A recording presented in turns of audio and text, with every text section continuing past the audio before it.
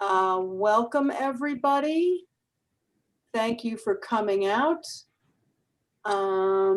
This is the Parks and Cultural Affairs Committee meeting of Community Board 12 Manhattan. Today is November 10th. Thank you very much for coming. In terms of opening remarks, we had our capital and expense budget priority rankings last month.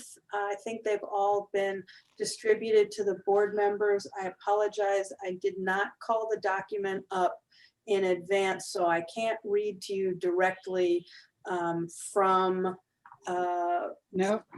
what everything is. I will say we did not do as well as we have done in past years.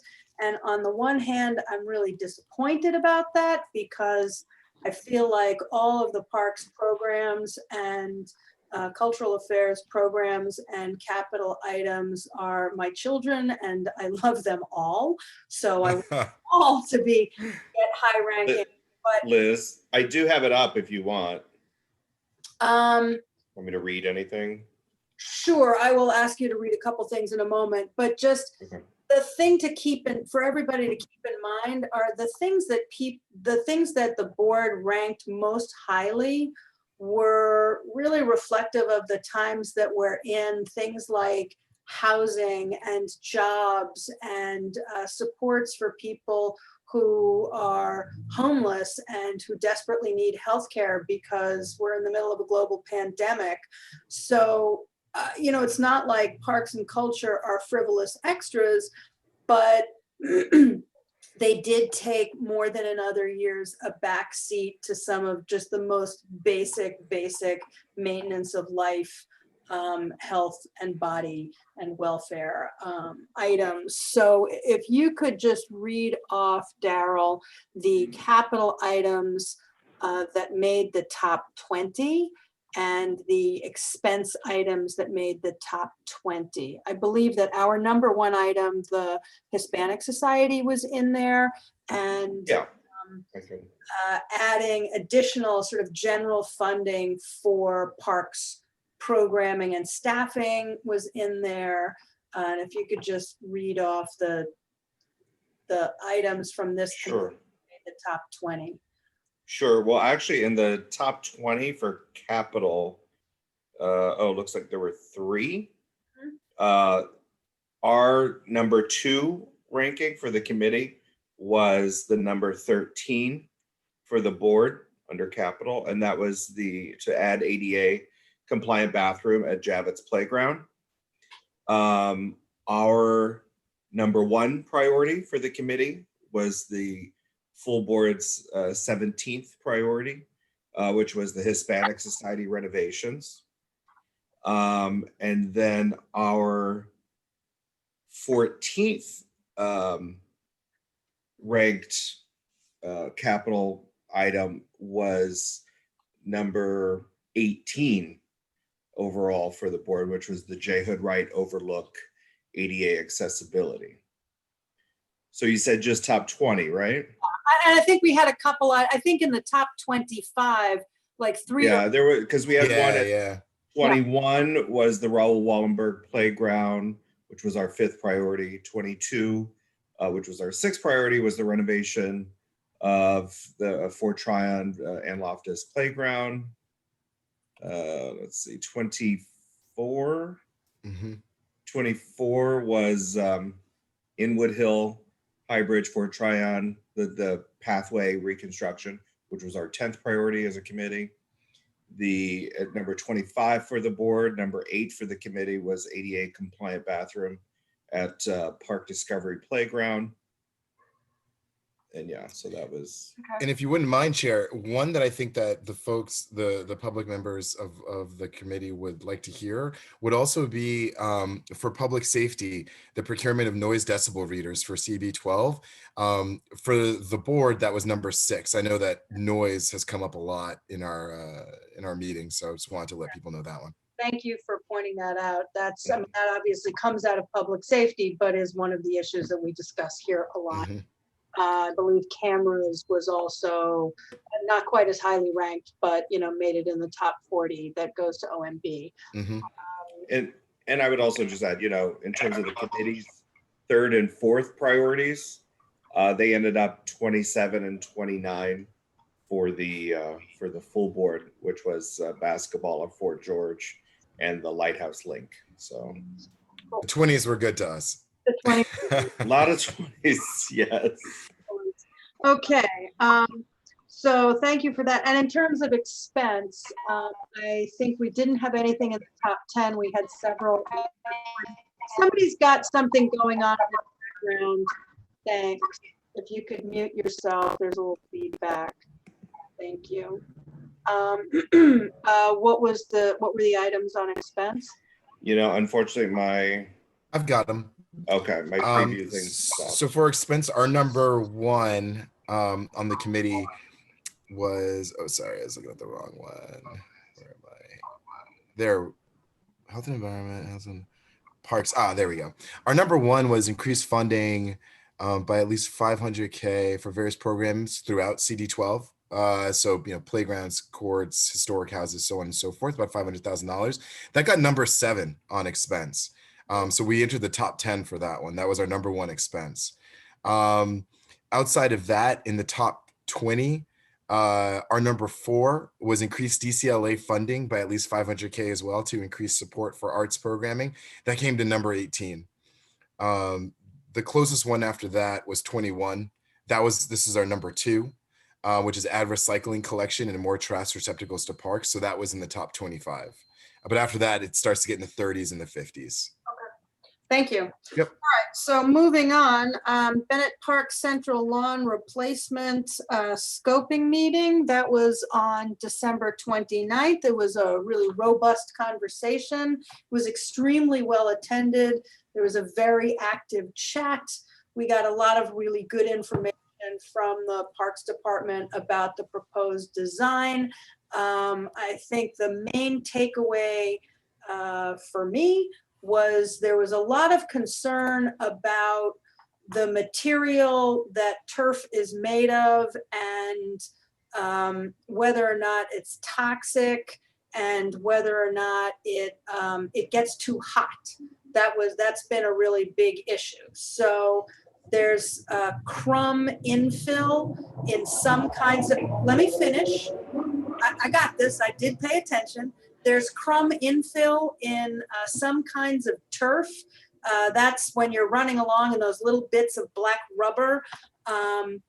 That's not going to be used in this particular turf. So it is that black rubber that partly because of what it's made of and partly because of the color that is very, very hot. So the issue of hotness is, I think, not going to be quite the issue with this installation. The Parks Department gave several examples of places where this particular kind of turf is used throughout in other places in the city. It stands up extremely well to use. It has drainage, so it can be cleaned. There's a protocol for maintenance and cleaning for this particular material, and the Parks Department is committed to maintaining that schedule. So, we will learn more when Parks comes back to the committee to make a presentation of their proposed renovation. But the scoping meeting, I think, did address a lot of the concerns. So that's pretty much all I have to add about that. I think that other than to say that I think we'll be looking at very late winter, early spring-ish for a presentation of a final design proposal. So it might be something like February, March, April. Nod your head, shake your head. It would be a schematic. It wouldn't be a final design, but yeah, schematic design. Yeah, there will still be opportunity for public input. Yeah, and it's at that point that we would then have a resolution, supporting it, opposing it, supporting it with some recommended modifications, whatever the case may be. For people who are listening in who have more specific questions, rather than rehash that whole meeting, you can go to the Parks Department's website, and on their capital tracker, there's a lot of information about the project itself, the proposed timeline, and I believe the public comment period is now So, yeah, but it was, again, there was a lot of feedback there. So, yeah, so I think that's what we got from there. And I had, Liz, can I ask? Sorry, I wasn't there, but did the issue of a dog run come up again or no? it did not, that Okay, question has good. been asked and answered, and there will not be a dog run. There isn't the size. Yeah, good. I'm just. Yeah. just one other thing, people did ask for more nature to be added to the park, and we got a lot of helpful input to add to what Liz said, both at that meeting and subsequently through the portal. And so there are improvements that can be made in the park in advance of waiting for a whole capital project. So that it was really helpful. Adding more nature, maybe looking at some more social seating for seniors, things like that. So Nice. Cool. I also, I'll get you in just a second, Danielle. I just also want to let people know, apropos of Bennett Park, there was a downed tree. It took out a little bit of fence. Parks Department is already on it and working with the forestry division. The forestry division is working to, cut and remove the pieces, and then the iron forger, blacksmiths. Yes, that is the word for it. Blacksmiths. Yeah, Well, those are cast iron fences, right, Jen? yes, they are. yeah, Yeah. They'll get to Cool. work on repairing those. Thank you, Daryl, for your vigilance. I unfortunately, because I'm quarantined, am not able to, go to all the various sites and check them out. So thank you for being my eyes and ears. And Danielle, you have a question? Oh, no, I just didn't hear you when you mentioned the site. Could you just repeat the area that you're referring to? I was referring to Bennett Park. So the tree that was down was Bennett Park, and the No, area before that, the area where they're going to install the turf. on in Bennett Park. Bennett Park too. Oh, okay. it's Liz, half the existing lawn. It's not the full lawn, because there's a natural lawn will remain, and then where the trees are will remain treed and grass. So it's just the sort of central portion of the central lawn. That had been lawn and just rapidly turns into a dust bowl. I think Liz, I wanted to ask, years ago, an innovative method was used to restore the Central Park lawn created by the Parks Department. Is that what's going to be used on the Bennett lawn? Oh, we've actually used the Duck Park Conservancy before. I encourage you to go to the Parks Department website to read up on it if you've missed the meeting. But there have been many solutions tried over time with regard to all different kinds of grass, other kinds of herb. So they're finally, this is a 30-year problem that's been going back and forth. We had a 2.5-hour scoping meeting. It was my goal to give a brief synopsis of that. So with all due respect, I am closing questions and comments on this matter, and we are moving on. It is 6:49. I do just want to say that I remind you once again that because I'm in my 50s and I just can't remember anything, I tend to use the agenda as a reminder for myself to just throw out any updates if they are there. This is why sometimes there are items that appear on the agenda. They'll have a question mark after them. If there isn't any update, then it's not something we discuss. So when I said any updates from PEP question mark, that was to give the opportunity to PEP, if they were here, to follow up on any comments from last month. They're not here. There is no follow-up. We're moving on. It's not a conspiracy to be like not transparent about parks enforcement. So at 6:50, we're going to go into brief programming updates from cultural and Friends of Parks organizations. If folks from those organizations can just raise their hands. Megan Burns, you're first up, followed by Alexander Campos and Joanna Castro. Megan. Hi, can everyone hear me? Oh, yes. Great, thank you. Morris Jumel has a lot of programming going on surrounding Andrea Arroyo's Covida, Homage to Victims of the Pandemic installation. I hope you all have had an opportunity to see it in person. It is very moving. Especially with the names on the ribbons. We are going to be holding a community day of reflection with the artist this Saturday, as well as a bilingual tour or orientation outside on the grounds to the mansion. And we are looking forward to collaborating with NOMA for an artist talk on Wednesday. And thank you again for all of your support with this project. Thank you. I look forward to seeing the exhibit. Alexander Campos. Hello, can you hear me? Yep. Okay, great. Thank you. Good evening, everyone. And I just want to say, first of all, thank you all, this committee for. It's echoing. Am I echoing? I hear myself back. That's better. Okay. I just want to thank all the committee for supporting the Hispanic Society in our efforts to renovate the wonderful landmark buildings which need much repair. I'm grateful for that.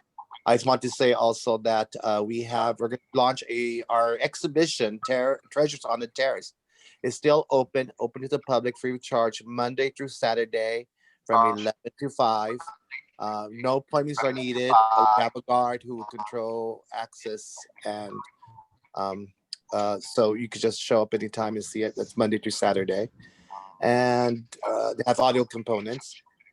And we're going to do a special December 8th on our exhibition that has been traveling worldwide with a curator from Houston. It's currently in Houston at the Museum of Fine Arts there, and we're going to be doing a short 45-minute presentation about the exhibition there, since we don't have the works here or not open to show them to people. So we hope you could join us for that. And the last thing we have in December will be a storytelling with Josefina and Reza in December. We're still working on the date, but it's been storytelling for kids, and we should have that on our website soon. Thank you. Perfect timing. All right, Joanna Castro.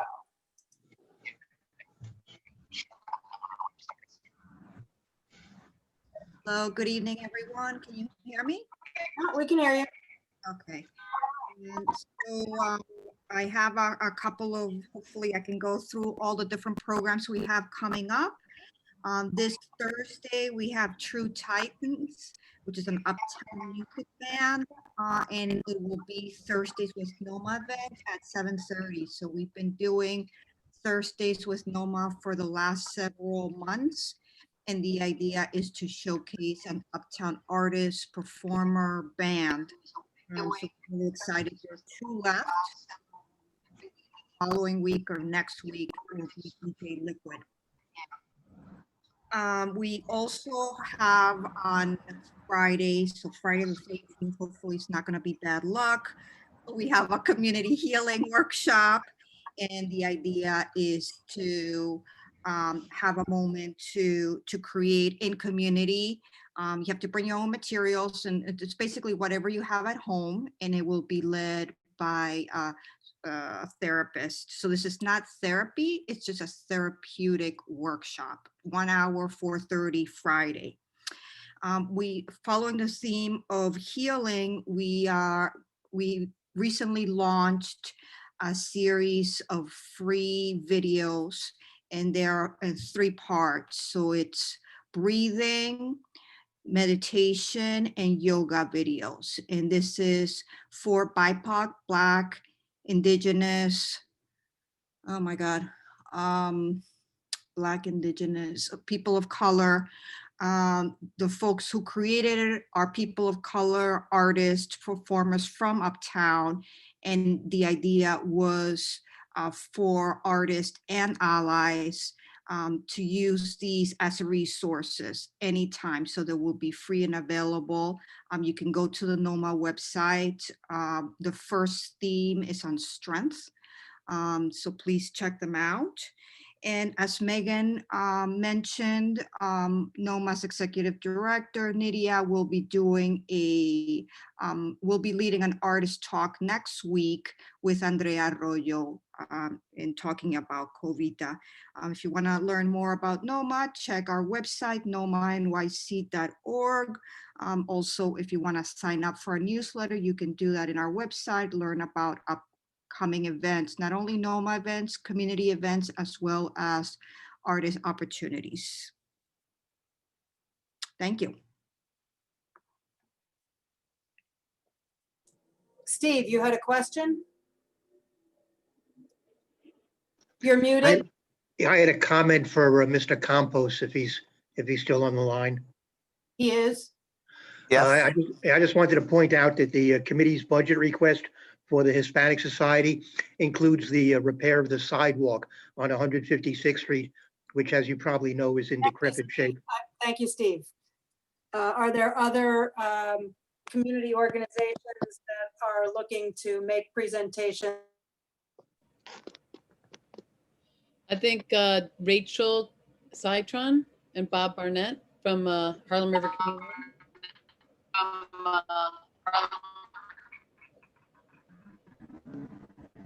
And also me for the free And I would- organizations. You're muted, Liz. Could whoever is muting me please not do that? Rachel, let's go with you, and then Bob.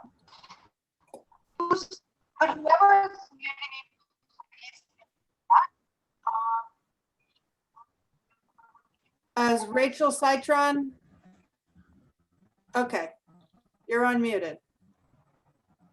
Fantastic. So hi, this is Rachel. So glad to join you this evening. I'm the executive director of Row New York. This is the first meeting I've been able to give an announcement. I'm so glad to take over the reins of the organization from Amanda Kraus. And I just had a quick announcement. We are recruiting just a few more spots in our Manhattan program for high school students. So if you have anyone in your programs or in the community that you know about that would like to join us, they can email me directly or sign up on our website, which is rownewyork.org. And I'm RCYTRON@rownewyork.org. I'll put it in the chat. And high school students, no rowing experience necessary and no swimming experience necessary. We will teach young people to do both of those things. Thanks very much. Fantastic. Thank you so much, and welcome. Thank you. We love Row New York. Bob Barnett. Okay, can you hear me? Oh, yes. All right, I just wanted to do a quick report on the workshop end of last month on the New York City Comprehensive Waterfront Plan Framework workshop for an hour and a half. Many of us participated in and that addressed many of the issues concerning the waterfront there in Inwood, particularly access to the water, as well as the need for greater infrastructure for on-water recreation. The three major aspects to the new plan are resiliency, equity, and health, which all have many different interpretations and aspects that impact the waterfront. This plan is going to be the roadmap for the next 10 years, and it's very important that people contribute their thoughts and comments. There will be another workshop for Lower Manhattan this coming Thursday from 4 to 5:30 people are welcome to join and bring in their thoughts, simply because the waterfront throughout Manhattan has impact for all of us. I will post up there where people can sign in chat, how people can sign up to participate in that workshop. There's also available, and I can also post the notes on the last workshop that was sent out afterwards if people want to familiarize themselves with the comments. Great, thank you. And for people who are throwing their contact information up, I will leave that in the active chat. We've got Sally, then Natalie, then Jennifer. Okay, I think I'm unmuted. This will be really quick. We were one of 5 groups awarded funding through the Manhattan Paper Challenge, which will allow us to turn our Beautify Broadway, about to launch, into Beautify Inwood. We will be releasing details, but it will include a lending library of tools that will allow us to loan our tools, which we've been doing sort of informally, but it will formalize it. Loaning our tools and other supplies to neighbors, community groups, et cetera, that might want to just go out and take care of some trees. We will also have a read aloud book series, read aloud on the Hudson, read aloud on the in the forest, to share a bunch of stories about the history and culture of Inwood Hill Park and surrounding areas. Again, details will be forthcoming. And that's it. We're excited. Fantastic, thank you, and congratulations, and thank you for your work. Next up, Natalie Espino from the Borough President's Office. Good evening, all. I just wanted to, I did not catch the email address for the new friend at Row New York, but I see she just threw it up into the Q&A, so I will get it from there. Thank you. Oh, okay, that was short. Oh, you know what? I'm sorry. Jennifer, before I call on you, I'm going to ask Alexis. She had her hand up before and I totally blew right past her. So let's see if your audio, Alexis, is working. Can you hear me? Ish. Can you hear me? Yes. Okay, great. Ish. So I am just giving 3 updates on 3 different organizations. Washington Heights Dance Project. Of course, continue pay what you can. They do still have spots available. So just go on the website and projectwh.org. And on Saturday, November 28th, on Facebook and YouTube at 6 p.m., they're streaming a virtual performance entitled Hope, Love, and Joy. So that's on that. And then the next one is... You got 20 seconds. An organization I've been working with called Internal Creations, which provides, they give participants free guitars, and they do lessons, not only classical Dominican guitar lesson, but they also mentor, do life skills mentoring in the process. I'm gonna cut you. And that's your time, and it's really hard, Alexis. Alexis, I'm gonna have to cut you off here because you've. Yeah. So if you want any more information on them, it's internalcreations.org, or you can just contact me and I'll give you more information. They do it for free for the community in Washington Heights. I don't think she can hear you. That's that one. Okay. And then, No, Alexa, sorry, Alexa, you're done. You're over your time and it's. sorry. Okay. And then Inwood Artworks, of course, continuing with the musical store time. Alexa. On the 10th, She can't hear 17th, and 24th at 10 a.m. Maybe she can be muted. I was gonna say, speak your truth, Alexis. Okay.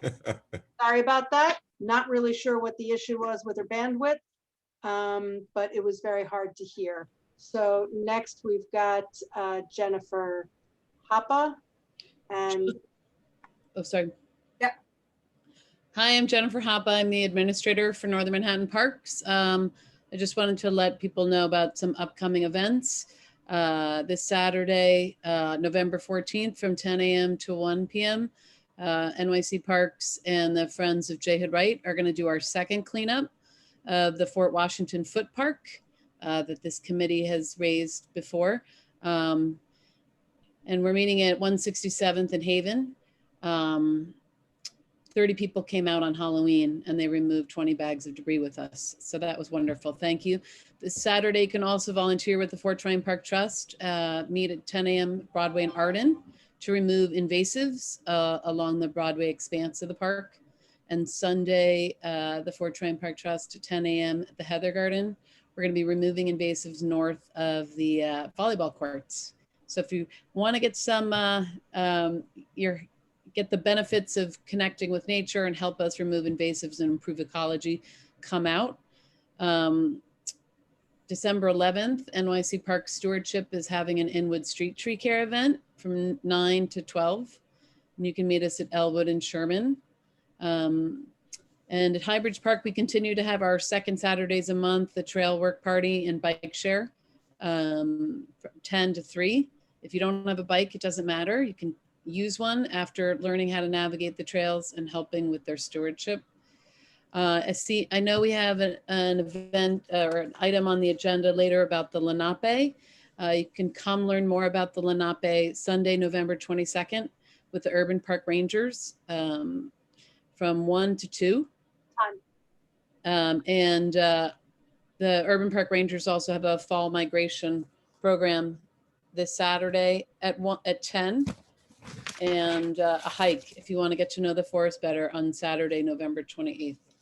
Excellent, thank you. And last but not least, we got Naima Silver. Do you have a question or do you have a program you're announcing from a nonprofit? A question. Yes. It's a quick question just for Mr. Bob Barnett.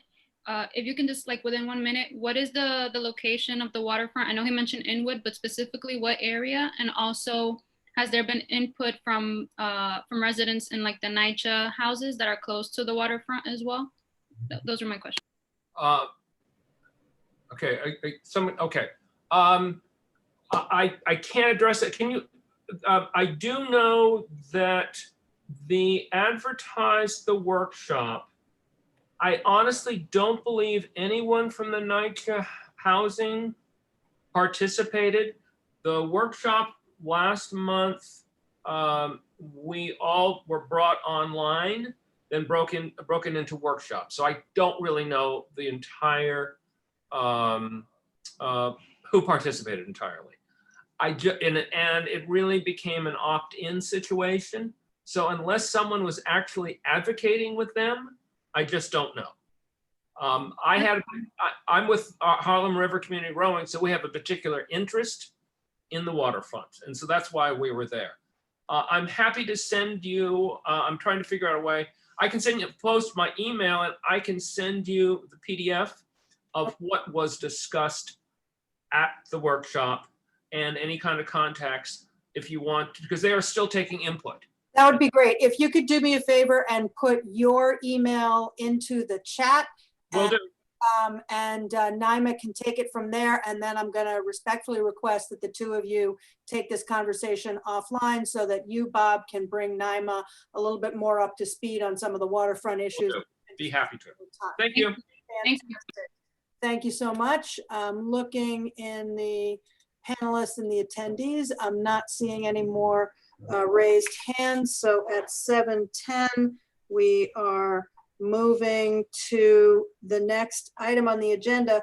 I will say that the next item on the agenda is actually the place name discussion. And since we have already on the call someone from the Parks Department to make a presentation about the retaining wall in Gorman Park, I would like to change the order of those two items so that he can give his presentation and we can let him go because he's been working hard all day. So with that in mind, I would like to turn it over to Luis. How do you pronounce your last name? Luis Hualpa. Luis Hualpa. I'm really glad I asked because I would not have gotten that right. And again, we're going to let him make his presentation. If you need to share screen for a PowerPoint, let me know. And we're going to let him get through his whole presentation. And after he's given his presentation, we will ask questions and I will call on people. Sound good? Luis, is Eric also on the call? Hi, this is Eric. Yeah. I believe he is, yes. Yeah. Yeah. Liz, we also have Eric Linsalata. Excellent. I'm not seeing him on the, I see, we've got Luis twice. But one Luis is Luis and another Luis is Eric. I think he forwarded me the invite and I see. Used that. Would the real Luis please stand up? Hey, we are a tight-knit team, you know? Right Doesn't matter answer. what you call us, Parks Department stands together. So, So Eric is the guy with the is the Luis with the beard is really and the Luis without the beard and with the glasses is really Luis. okay. I'll be brief and then I'll turn it over to Luis. So my name is Eric Linsalata. I'm the Deputy Director of Engineering for the Parks Department Capital Projects. And one of the things I work on throughout the city is fixing retaining walls. We are lucky to have funding, that's mayoral funding that's given to us every year to try to fix the worst walls in the city. It sounds great, but we've got a lot of old infrastructure that we keep an eye on. A lot of it, as you see every day walking around, it is in need of some attention. We know that Gorman Park had a partial collapse of some of the cladding now a few years ago, I believe. And we unfortunately had to ask that the whole park be closed because we couldn't confirm that it was going to be safe to use.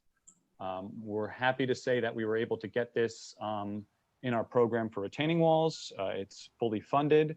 We've done a good amount of design and feasibility study on what we can do for this park. I do want to say on the outset that the tough part of this job is that there's always more need on every site than we have the funding for.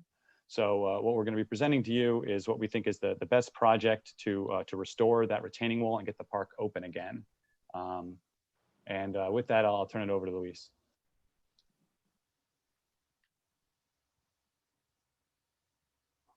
Thank you, Eric. My name is Luis Hualpa. I'm from New York City Parks, Capital Division.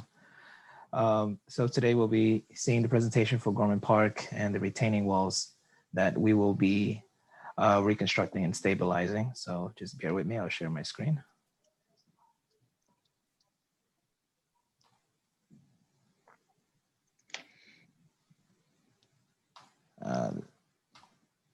The host is disabling my participant screen sharing. Is there any way to?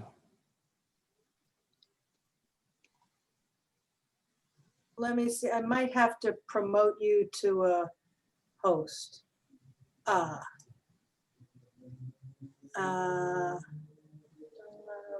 put on hold. Nope, I can't do that.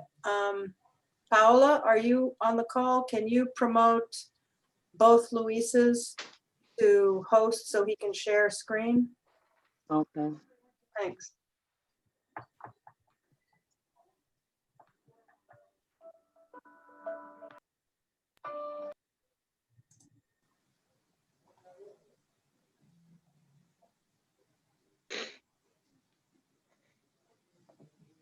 You might be able to share screen now. I'm not sure. Okay, both Luises are now co-hosts, so you should be able to share screen now.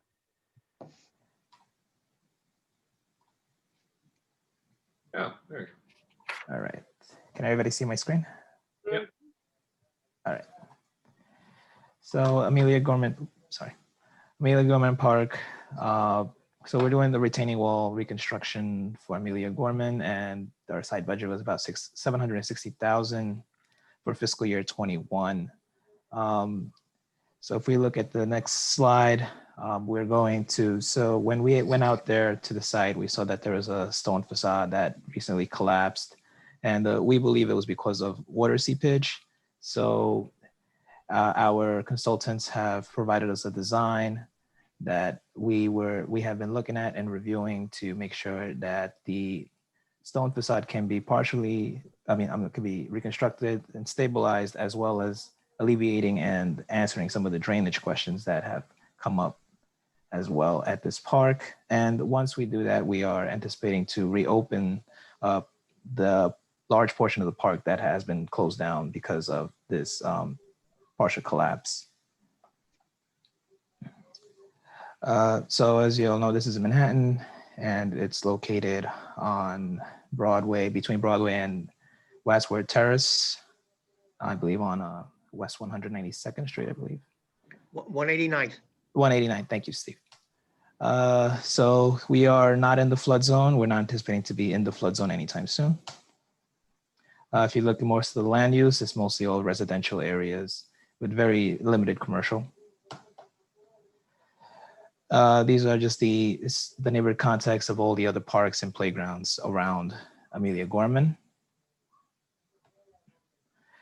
So if you take a look here, these are the site details that was provided to us. So as of right now, Gorman Park has 3 entrances, one on Broadway and 2 on Wadsworth Terrace.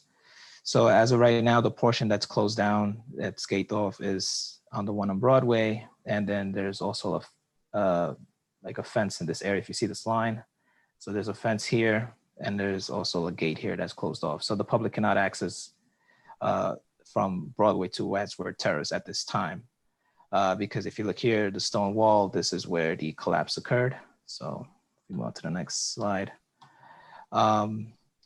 So these are just some of the site photos that we have existing at Gorman Park. So as of right now, what we are anticipating is that we are just going to have some of the portion open for the park as we have for the public. So basically it'll be in picture number 2, because this has the ADA entrance. So we'll keep that open for the public, and the top plaza will be the only thing available as it is right now. But if you look down around picture number 4 and 5, as you start seeing it, you see the chained off fences closed off to the public. And construction, once the construction starts, they'll probably start using this area to stage their equipment and their materials. So they'll probably start using some of the flagpole area as well, as you see in the next few slides. So this is further going down towards the collapse area, which is number 2. This is the top portion, and the collapse area is right underneath that. So as you see here, if you look down towards number 3 into number 4, we start looking down at the lower pathway. And if you look at number 5, you actually see from number 4, you can actually see the collapsed area. And if we take a closer look, once we walk up, and then you see the stones have partially collapsed and have fell to the ground. There's some rebars that were exposed at this time during the collapse, as well as other debris and material that fell off during the collapse. So this is our proposal from our designers. As mentioned before, this line right here, this is going to be a fence, a construction fence that they'll probably use. This side is for the safety and for the pedestrians. So the pedestrians can stay on this side. But then from this point on, all this will be used by the contractor to get the materials and the equipment down so they can perform the work at the collapsed stone wall. We're anticipating that they're probably coming through Wadsworth Terrace. So the details here that's provided, we will more than likely have the contractor install any concrete that needs to be refilled. They'll do some concrete back walling. They will add some stirrups, any new anchoring that they see that is required to stabilize the wall, they will do so as well. And also they'll probably patch some of the water sealants here. So this way we can alleviate any water seepage again from happening as well. If you look at wall number 2, this is the elevation. These are how the stones will be put back together. And as you see, if there's any existing stones, they'll just put it back. Of course, with any mortar joints that they find, they'll just put that back in and put some more rebars if needed as well. So as for the drainage, as we said, that was because of the water seepage. So our designers have proposed sculptures, which we believe is probably the right way to go. And so the sculptures will be installed at the top portion of the pathway, as you saw in the picture there. I believe they'll have at least 2 or 3 sculptures on top.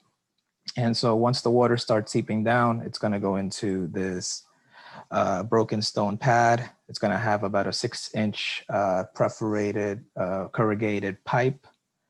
And then that pipe will be responsible for sending the water to an existing manhole already onto the park. And we will make sure to clean all the other drainage lines that are existing there as well. So say we can clear out any existing drainage issues. Any questions or comments? Can you give us a sense of the timeline on this project? And can you tell me, do you need a resolution from us for this? Eric, what did we decide on that point? It is being presented to PDC, isn't it? You know, I think the presentation to PDC is still not decided. I think we would love a resolution if you support the project. We always like to have that. I think it's a question of technically the work is in kind. Whether or not we've got to file this work with the Department of Buildings is what's going to trigger whether or not we have to go to the Public Design Commission. I'll make the motion. Probably safe to get the resolution. Yeah, so I'd love to get the resolution. Okay. I'll make the motion. Sally, I don't need a motion yet. It doesn't actually need a motion. So I'm really trying to keep this orderly, and I'm going to ask for people to not speak until they're called on and to raise their hands. Can I get a response on the approximate timeline? And then I'm going to recognize Sally, if you have a question other than a motion, and then Danielle. Sure. So regarding timeline, the good news here, and one of the reasons that it's taken us a little bit of time to get this far with this project is that this is going to go into a program that's already bid out for a contractor. So we don't have to wait for the whole long city procurement process. As soon as we finish design, we'll be issuing these to the contractor, and we hope to be able to mobilize by the late winter, early spring, as soon as the weather is favorable for doing work with concrete and mortar. So Steve, I think, and Jennifer, this is the top of your list. We have a couple other sites we're talking about, but this is our #1 priority. So this is going to be as soon as basically we're done with design and everything is approved, we'll be issuing the construction directives. Yeah, we would like to reopen this park fully as soon as we can. We've had a problem there closing off the bottom section for a long time now. We need to reopen it. Yes. Can you talk in months specifically? Which month will actually mobilize? No. Can you give an approximate sense of the timeline of how many more months do you have for this part of the process? Approximately how many months will the bidding and construction documents take? Approximately how many months will the project take? That's Sure. what I mean by the timeline. You got it. So I think that in about three more months, design will be 100% complete. We don't have to go to bidding, which is really good because we already have a contractor on board with this retaining wall program. And then I'm going to estimate about 6 months of construction time on site. We always ask for a little bit of flexibility with the retaining walls, especially because what we like to do is do a little additional testing while we're there to make sure there's nothing else that's unstable, because we would absolutely hate to fix this part and then have to come back in a few years. Okay.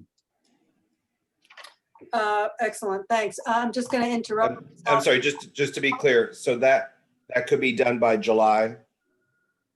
Yes. Thank you. I'm just going to pause for a moment and ask Paola if there's a way that you can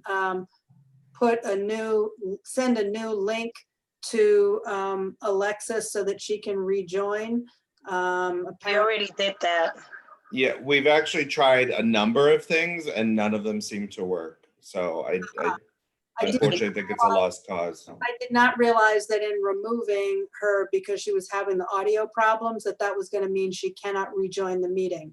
So Daryl, can you just do me a favor? And because there's only so many things I can do at once. Can you just have a text thread with her to get the information that she was trying to convey to us, that it was really difficult for us to hear because she had some announcements from some of the organizations. And then when you get that from her, if you could just make that announcement for her would be great.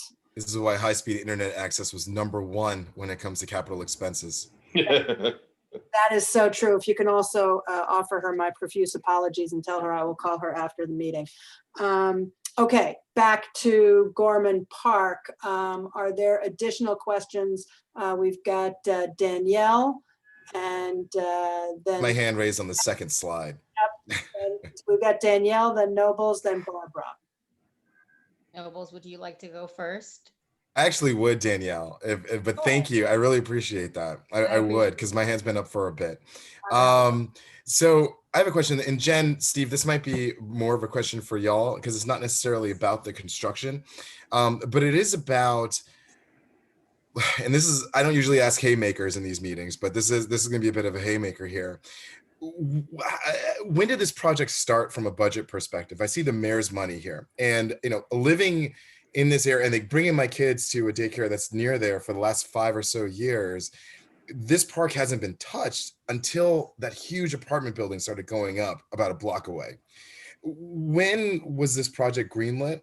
And is it that, I know y'all do some amazing work, so I'm not trying to say here that, you guys go where the money is, but it seems a bit of an interesting coincidence that this pretty big, Liz, I see you shaking your head. Is not a good question? No, it's a totally valid question. It's a great question. It's just, they're unrelated. Is it? They are, Yeah, they are and- related, Nobles. This is part of the funding is like, I think, Eric, correct me if I'm wrong, it's part of a citywide retaining wall contract. The city is consistently doing inspections of its infrastructure. Sure. And I think the Office of Management Budget put an inspection cycle in place following that collapse near the Henry Hudson Parkway, like 15 years ago. I remember that. Well, I don't remember it, but I've heard of it. Yeah. I will also say that other repairs to Gorman Park have been in the past highly rated by this committee in the capital projects prior to you being on the committee. And because they never got funded, they just kind of fell off the back of the conveyor belt. Other things got higher rankings, and we, for a number of years, had a practice of taking projects that were, if we had so many projects, we would only Of course, yeah. would only prioritize and submit to the full board for prioritization some of our more highly ranked projects. This year, we submitted all of them. But that's why Gorman Park has been on our list in the past, hasn't been in a while, and then wasn't because we knew that there was going to be this mayoral money specifically for retaining walls. Okay. Was going to take care of the retaining wall problem. So it's easy to think like these are related, and it's not at all a bad question. It's just right. Yeah. Something to add to that is other sites that are part of this citywide contract are the sinkholes on the Fort Washington Park Greenway, the Bennett Avenue rock slide.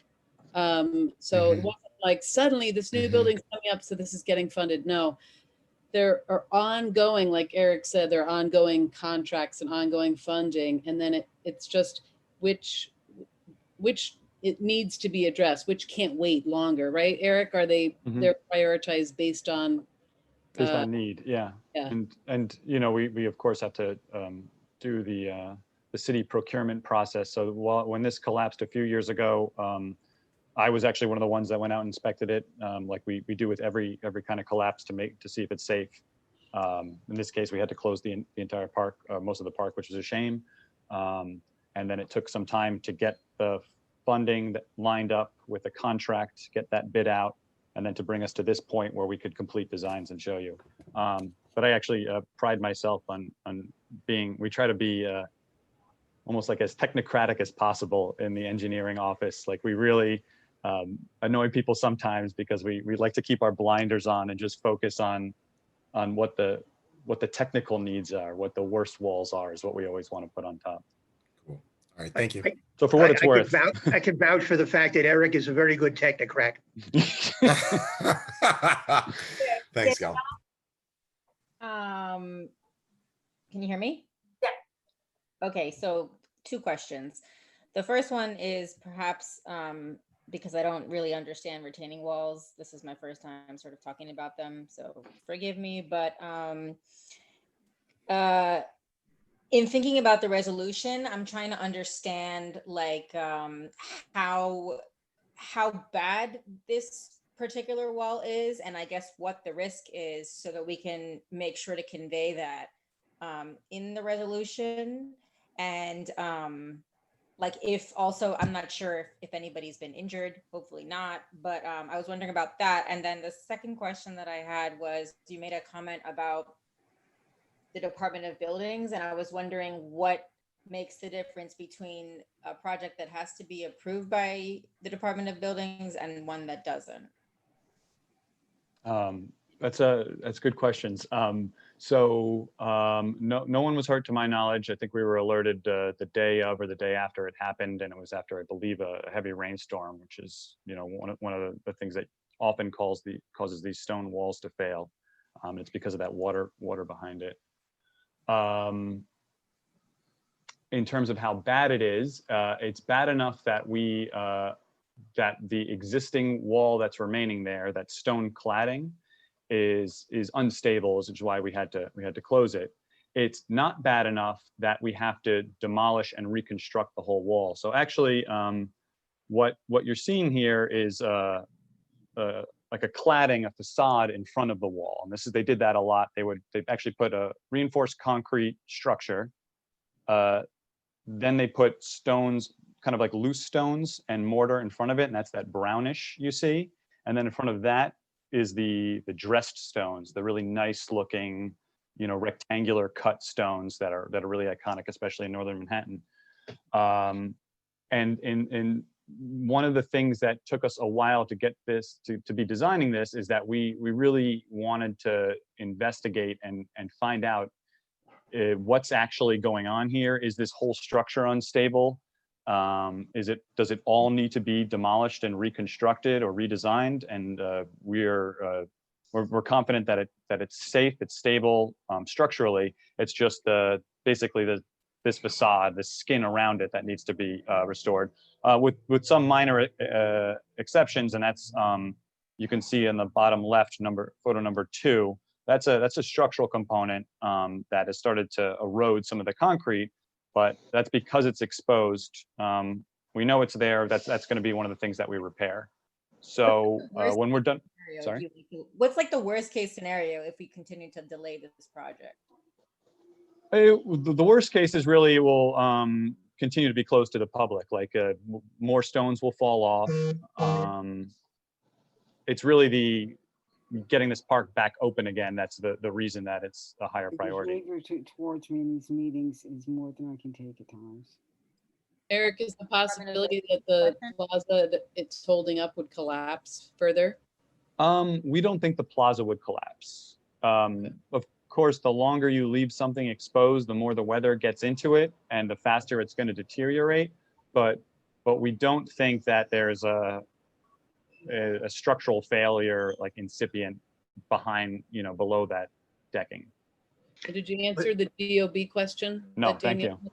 Okay. And that's actually a really good question.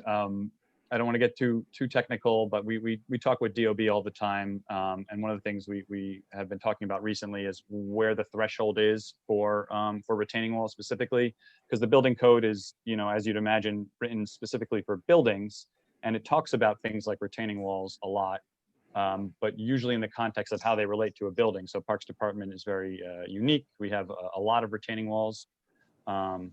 And in this case, we're trying to analyze the code with DOB to see, where this falls, which is why I'm not 100% sure. It has to do with how much structural work is needed, like how much structural design is going into it. And since there isn't that much here, because we're really repairing what's existing and refastening these stones, that's why we think it could be exempt from that. Is there something, does it make a difference for our purposes, whether something is classified as a building or not? No, I don't think so. And it still wouldn't be classified as a building. I mean, it's a retaining wall. It's just how that fits in with the code provisions. So. Oh, okay. Thank you for. Yeah, don't get me started. We talk about it a lot. Thanks. I'd like to move the agenda. So Barbara, you had a question? Yeah, briefly, Gorman Park, beautiful park, wonderful, but had certain difficulties. I'm concerned now that it would be reopened. It's part of it is very overgrown, part of it is desolate. There had been a rape in the park, in part because of the area that was overgrown.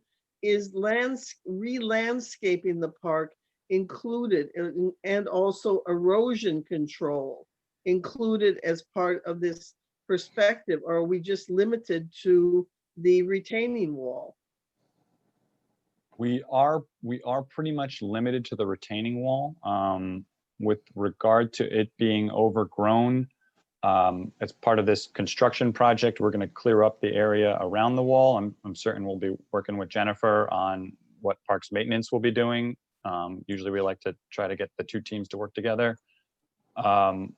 We couldn't redesign or re-landscape the park as part of this program. It just wouldn't be right. Of course. Yeah. And regarding erosion control, we are going to work to improve the drainage in this upper area immediately around the wall. So while that's not going to fix, I know there's that kind of like runnel down the middle of the park where they put those concrete like mats a long time ago to try to keep it stable. It's not going to address that, but we hope we'll make some improvements when we clear drain lines, clear the catch basins, as Luis said, and then install some scuppers to move the water off of that pavement and into the planted areas. So hopefully modest improvements.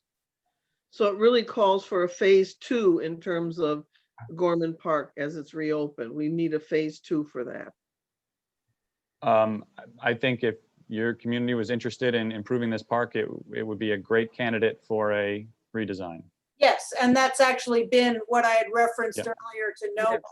So I'm getting a little bit ahead of myself because I want to just make sure that I've gotten everybody's questions. But I think that to Barbara's point and to Nobles's point, what I had referenced earlier, whatever resolution that we have should probably include some language calling on the relevant, I see your hand, the relevant electeds to fund the phase 2 to, make some of the desired improvements to the park beyond this structural change. I think other than Danielle, do we have other questions? I don't know if Sally. Yeah, I had a question. Oh, right. I'm so sorry. So Daryl, let's get your question first, and then we'll circle back to Danielle. And if Sally has a question. It's just two related questions, like the current wall that's collapsed. How long did that last, and how long will the new one last? The original construction of this park, I should know it, but I don't have it. Jennifer? It's You part could of the get Work in Progress Administration. It looks So like a it's Moses about era. Yeah. So 50 plus years ago. Okay. No. Wait. About 90 years. Yeah. 80 plus years, yeah. So this would have been 1930s, probably around 36. I keep forgetting to add Maybe the earlier. 20 now. Yeah, right? 1980 was only 20 years ago. Right? I know. I'm still young. Okay, and don't so worry. this will last approximately another 7,500 years. No, I wouldn't say so. This is the technocrat in me speaking. No, I wouldn't say that. In terms of extending the useful life, the area that we're working on will be extended in easily 25 or 30 years. But this entire structure is 90 years old, and there will definitely in our lifetimes be other needs to address the structure. It's really hard to predict. Like I said, when we're in construction, we're going to try to do some additional probing that would hopefully identify any hidden issues that we couldn't see during our design phase. And at the very least would give us more information such that when it comes time to completely redesign this park, knock on wood, if that can be funded, then we'd be able to make other improvements. Okay, thank you. Danielle. 2 more quick questions. So the first thing is, I haven't actually been to this park. So I was just wondering if somebody could briefly tell me what the layout of this park is. And then the second question I had was, I'm just noticing this red square that says bottom of wall and how it's right beside a tree. So I was just wondering if you're going to have to remove that tree. And if so, if you're planning to replant another tree. So if you're walking up Broadway and you're passing the Ortiz Funeral Home, you're walking from 181st Street north to, towards Dykeman, and you've got Ortiz Funeral Home on your left. You'll have Gorman Park on your right. It's a large park, large sloped park, lots of trees and overgrowth. And as you look to the east, there's an upper part, which you can see it in the area of work. You can see the terrace, which you can approach if you're on St. Nicholas Avenue walking west.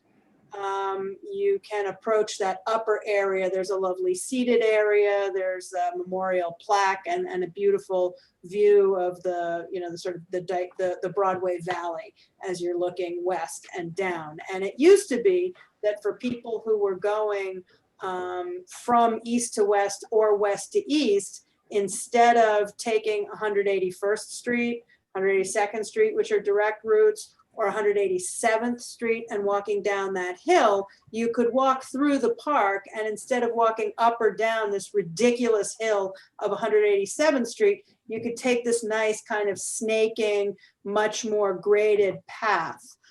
That's now inaccessible because due to the retaining wall collapse, that whole lower area of the park is closed. So it sounds critical as like sort of a throughway, but there isn't necessarily like a playground or No, not for the slope, but it is pretty. Walking area.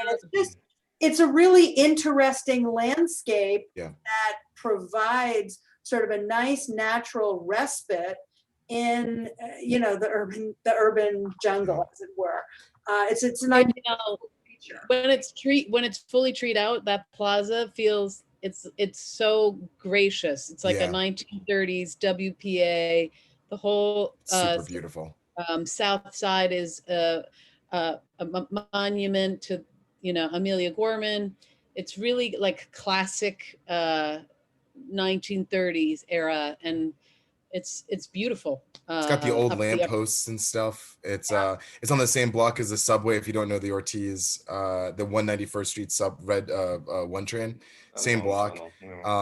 And yeah, it's a gorgeous park. Are you gonna, like, once you open it up, Jennifer, is there gonna be like a trimming of some of the wildlife or the fauna that's been growing there since it's been closed? Well, I think he addressed that during construction, some of that They're gonna be doing that. will be mitigated.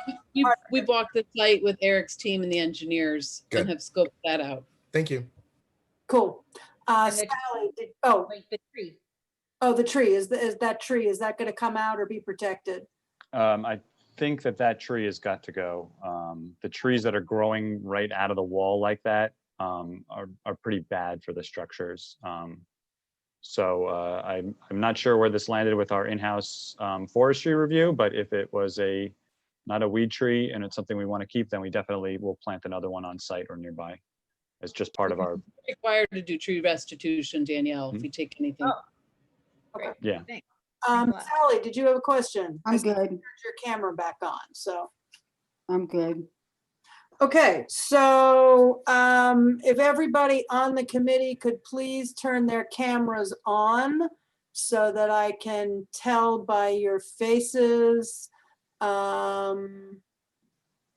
Do we like this project? Do we approve of this project? I'm seeing thumbs up, I'm seeing nods, I'm seeing smiles, I'm not seeing any objections.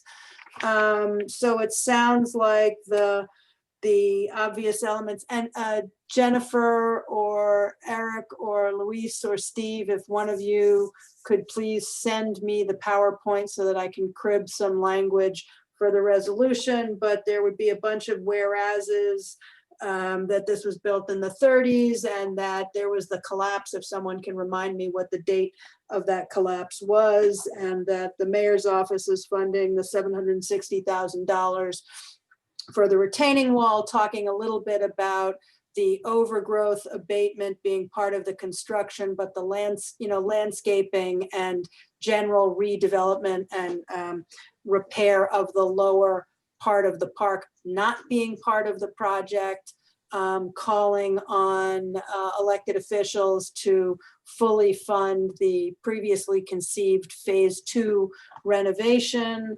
There would be some information about the timeline, that this is an in-kind repair, and then the resolved would be that we support the project, that we call on the Public Design Commission to support the project. I don't think we need to get into whether or not PDC's approval is necessary. We can call on them to approve of it. And if it turns out their approval isn't necessary, everybody's welcome to ignore that part of the reso. And that we call on our electeds to fund phase 2. Am I missing anything?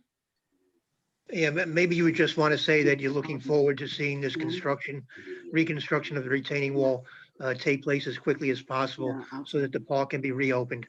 The COVID never ends. And also that it's a throughway, from what I understand, right? It's a way for people to get from one side to the other. Yes. Yes. Yeah, I think that's pretty Somebody's got some background noise. So the whereas would include as a throughway.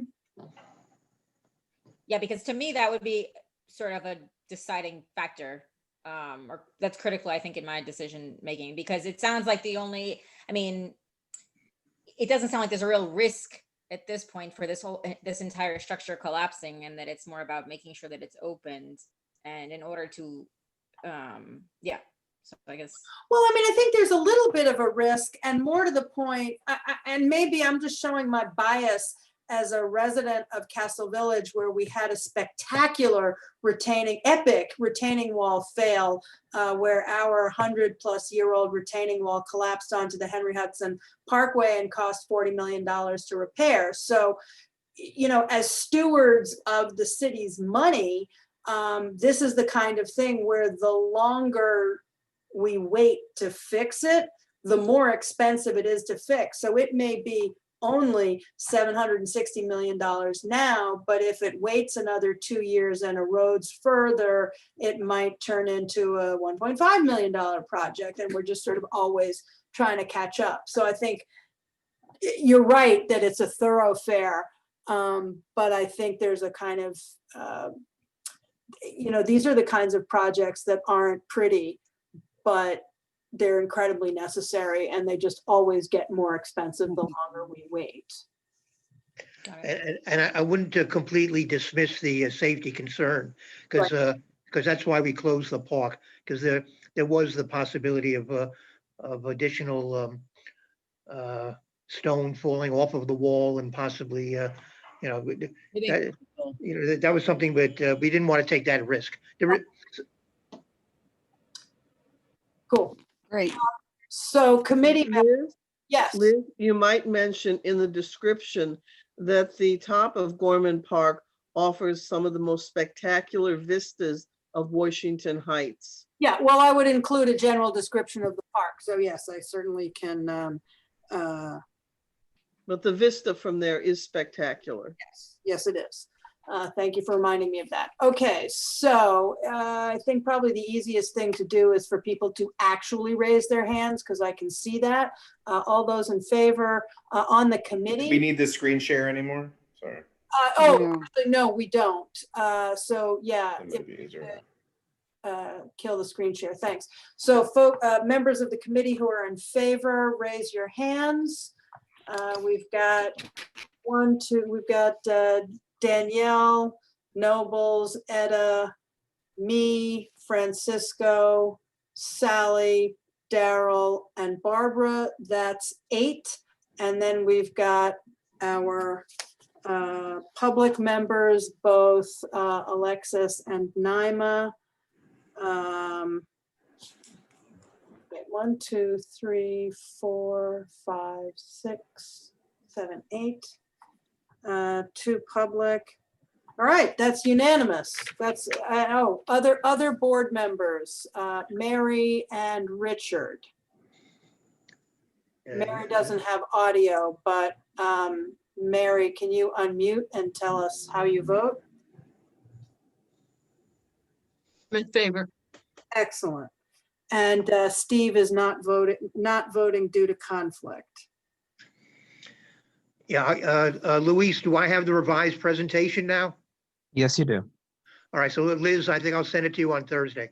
Perfect. Thank you very much. I appreciate that. Okay, thank you so much. I appreciate the presentation. I appreciate everybody's input. That is unanimous, and we can move on to the next item, which is parks, names, and historical legacy in consideration of contemporary discussions on race, to wit, Bennett Park. So by way of introduction, Jennifer or Steve, you want to just give us a little bit of information on the Parks Department's recent renamings in each borough? So on Black Solidarity Day, the Parks Commissioner announced certain renamings that would be taking place. It's an outgrowth of his creation of Juneteenth Grove in Brooklyn. And as I've mentioned to this committee before, Juneteenth Grove was the sort of the first project that the Parks Commissioner christened. There were 19 flowering trees planted in honor of lives unjustly lost, and 19 benches painted in the colors of the Pan-African flag. With partners throughout the city, we then have expanded the Juneteenth bench planting project. Bench painting, sorry. I think trees. And the commissioner announced at that June event that he'd be looking to rename some parks. So on Black Solidarity Day, he announced the renaming of parks and park areas after 5 prominent Black women, 4 men, and an organization. In Manhattan, sites included the playground at St. Nicholas Park. It's usually known as St. Nicholas Playground North. It's now the Langston Hughes Playground, named after the famous novelist, poet, and playwright. And at St. Nicholas Park, the lawn has been renamed the James Baldwin Lawn after the author, activist, and essayist. And there were sites in each of the boroughs. And the agency is has also committed to renaming Mullally Park in the Bronx, where they've, in response to community requests, they're going to be looking at renaming that. And so just some background on the process that the committee followed for the renamings that were announced today.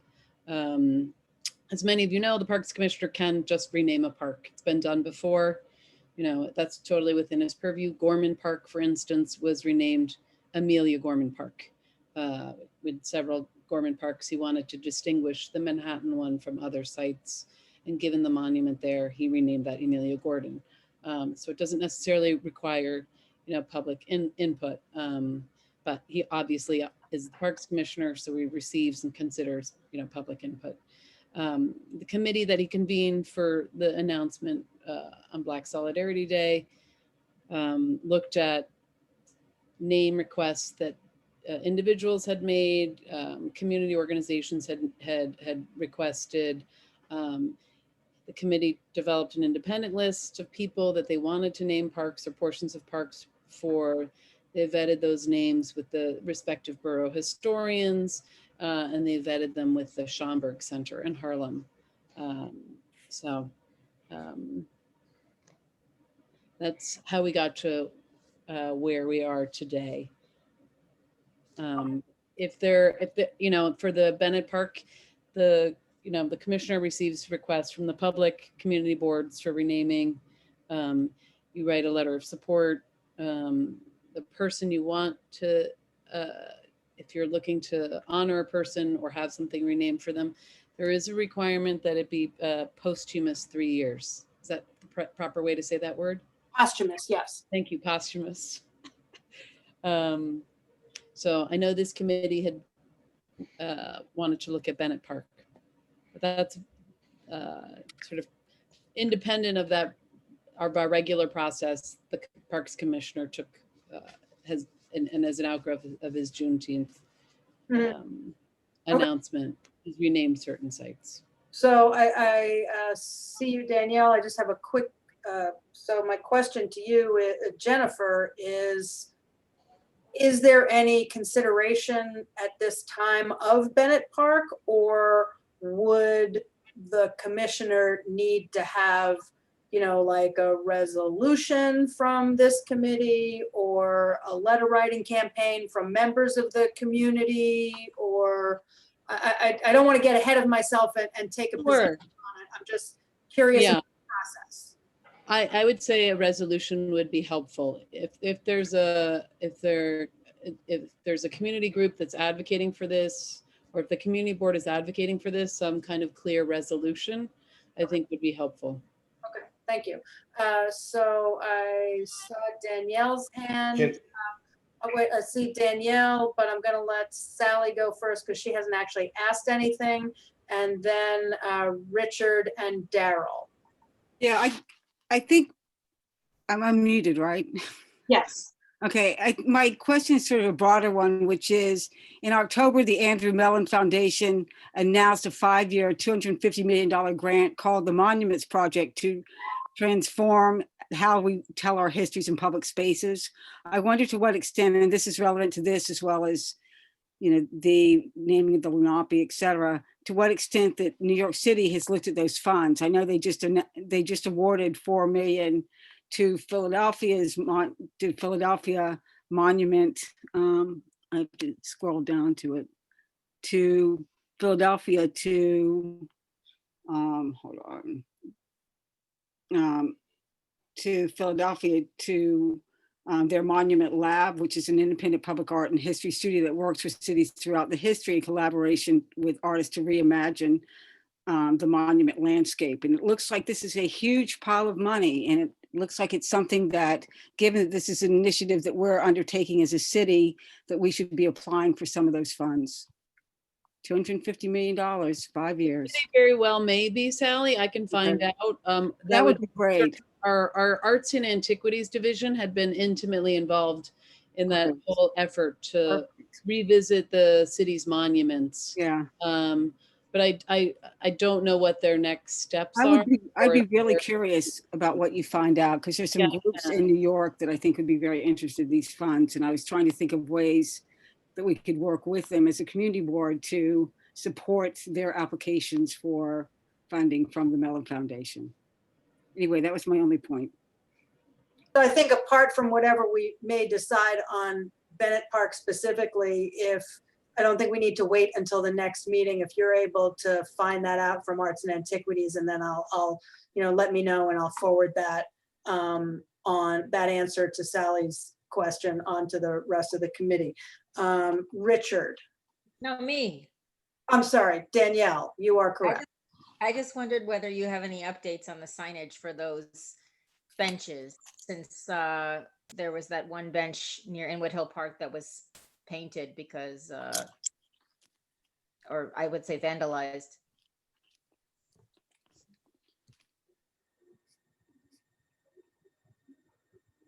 Jennifer, you're muted. I just lost my audio for a second. Danielle, can you repeat that? Oh, I just said I wondered whether you have any updates on the signage that you mentioned last time, or the plaque for the benches, given that, dare I say, the bench near Inwood Hill Park was vandalized. Oh, it wasn't vandalized. Fortunately, the Isham Park one, it I was thought you not. said somebody painted over it because they didn't. We did, and it was a well-meaning staff person who didn't realize that it was intentional. But I did make the request. So it was painted over the following day, with the Pan-African flag again. And happy to So say that signage- I don't have an update on signage. I've asked following our last month's meeting, so I'll ask again. Got it. Thanks. Okay. Richard.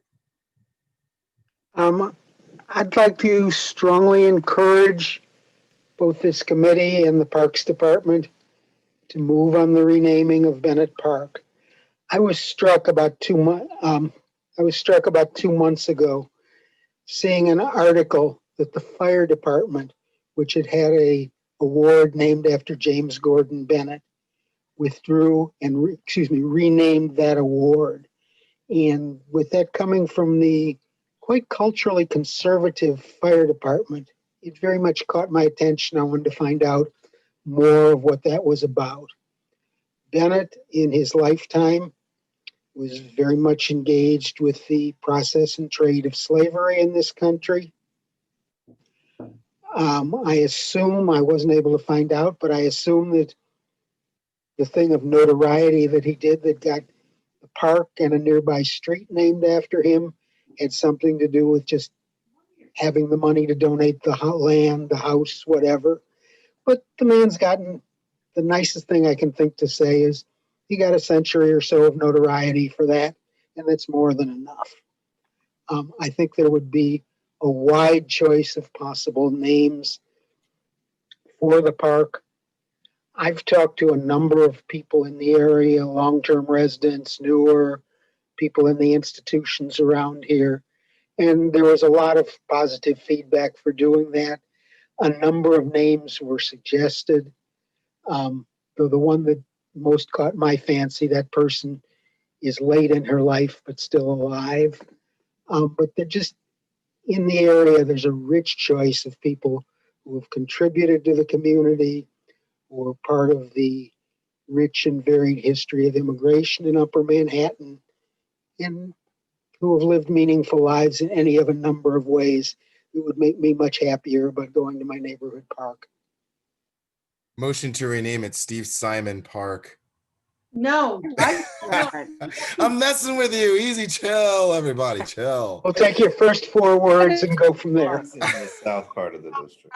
humor notwithstanding, I appreciate that. I Simon Says Park. I do have Daryl next, but since Francisco hasn't said anything the entire meeting, I'm gonna ask him to jump in first. Can you hear me? Yeah. Awesome. Hey, Ms. Hopper, how you doing? Happy Tuesday. Quick question: when you guys when parks or the commissioner decides on names, is the tradition of the community in which they're changing the name of a park considered? For example, would there be like a Langston Hughes Park in Queens? Or is the person that you guys are referring versus the community in which you guys want to sync them together, does that all have to plan out?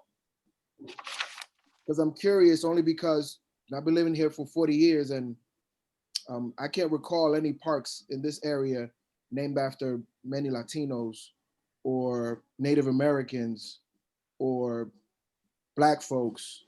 So I'm just trying to get an understanding of how these names come about as far as when the commissioner decides to rename a park. Sure.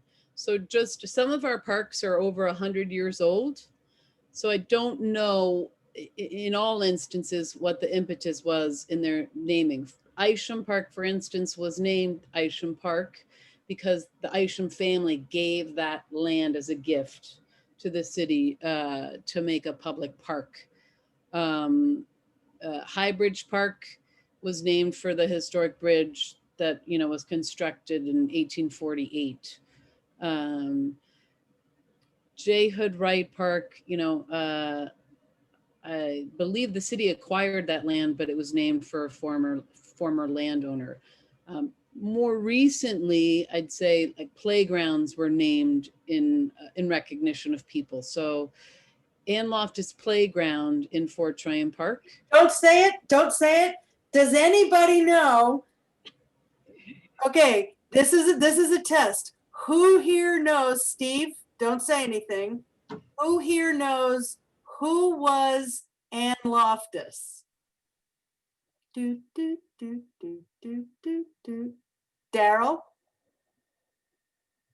Was she a former district manager? Yes. Well, yes, of Community Board 12. Yes. The former district manager of Community Board 12.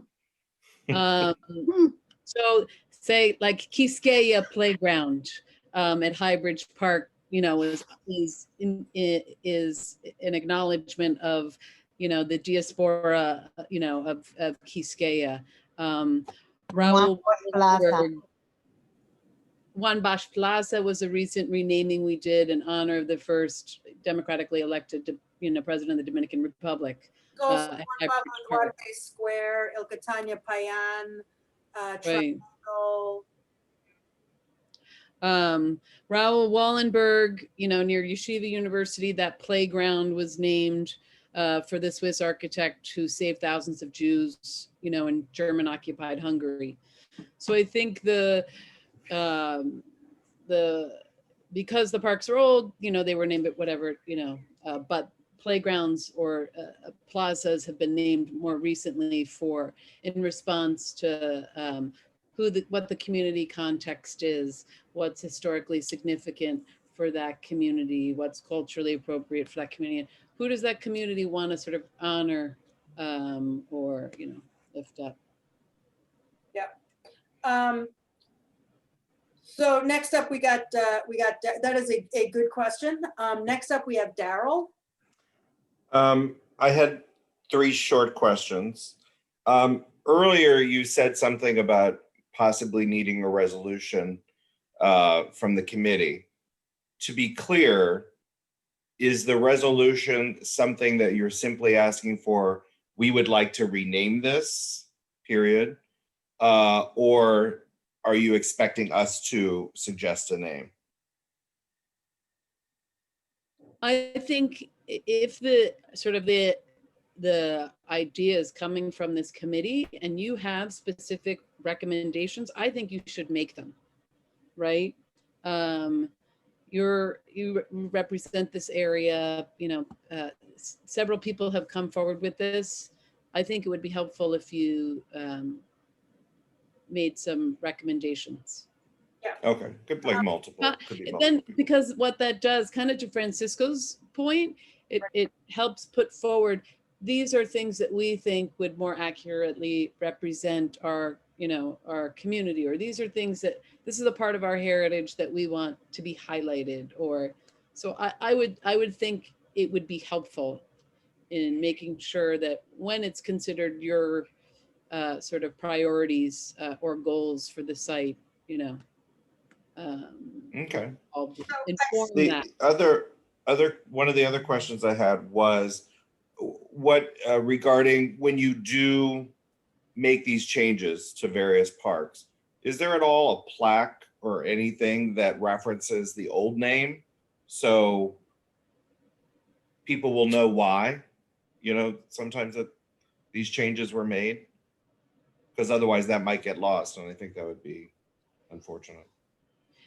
Yeah, maybe if Steve is still on, like Juan Bash Plaza, that was like an entirely new area. So it wasn't, we didn't have to explain. So many of these sites were named before my time. So I will ask, but I think that you're right. There's an important lesson there. I'll go back to the committee and find out. It's probably something we can include in the resolution too. Well, that's the And I kind had of just one information that would last- be on our website. Oh, okay. Historical sign that they do for each site would, would capture that. Right. Okay. They would edit it. So Daryl, there've been a bunch of, so that's 3. I'm actually gonna. No, that was 2. That was 2. Okay. The third one was, are you all looking to do this in the current administration? I mean, there's really effectively only a year left in a month of the de Blasio administration. To do what? To make a renaming. For Bennett specifically? Yeah. Oh, if it seems like this is weighing heavy on people, I'd say you should advance it. So to that point, I'm gonna recognize Richard in a moment. I just, as a process observation, I've heard a lot, both, in some of the conversations that we've had in this committee, this evening more fully, but at our last couple of meetings, we've sort of touched on it. There's been some interest of the public. There have been some emails. There's I think renaming a park is a serious thing. I think it's an important thing, and looking at people's facial expression and body language, it sounds like there's a lot of support for it.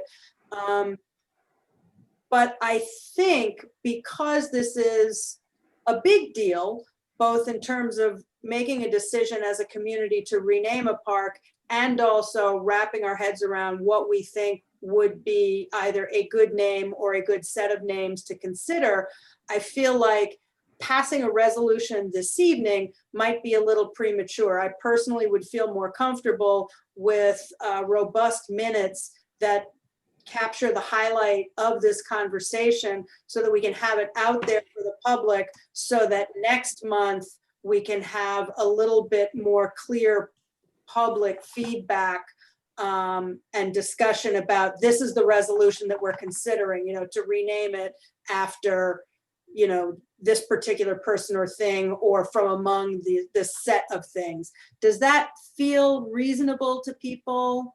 I don't want to I agree. I think that this deserves as much time as possible. Okay. I mean, I get Daryl's point that, and Jennifer's point that we should move with some alacrity, and that we shouldn't, spend 5 years studying this. But I think, it's been listed in our agenda as sort of a vague theoretical discussion.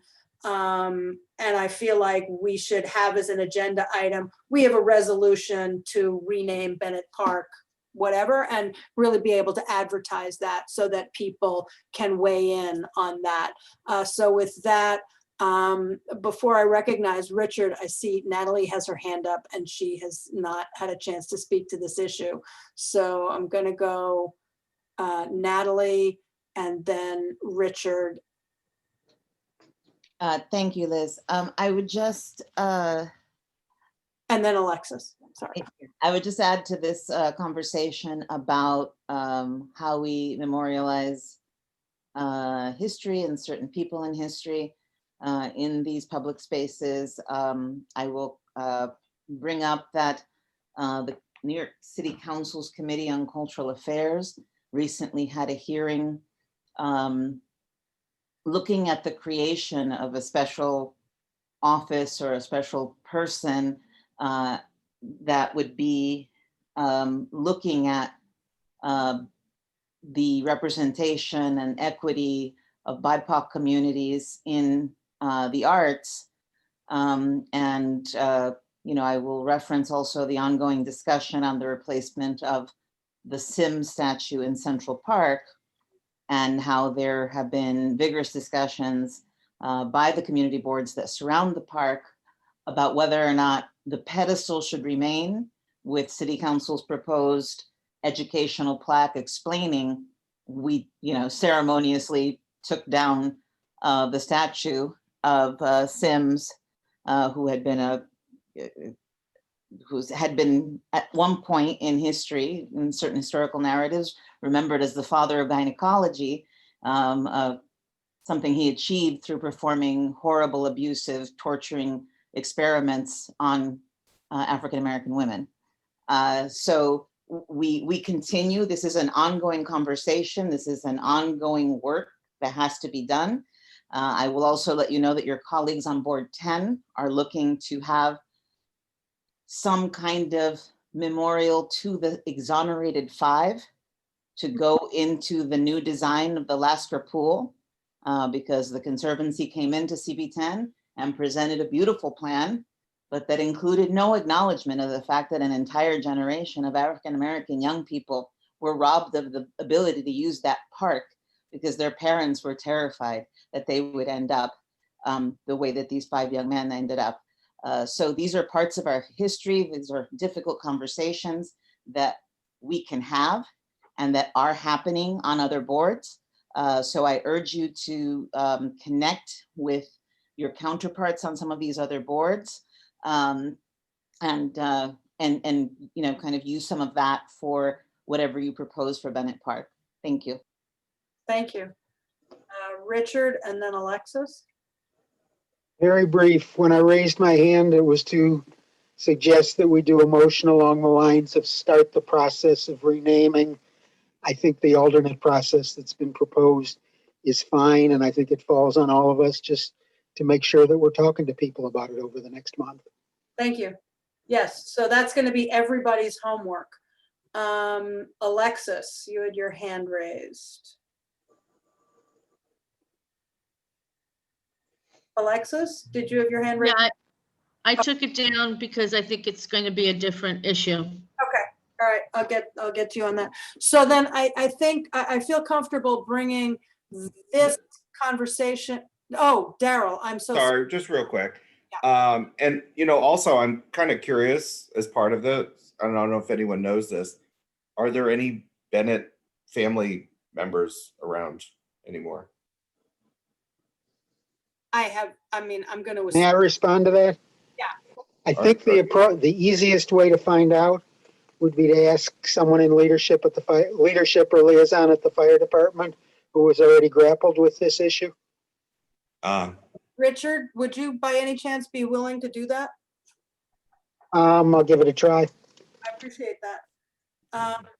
So yeah, I think that I would like to move with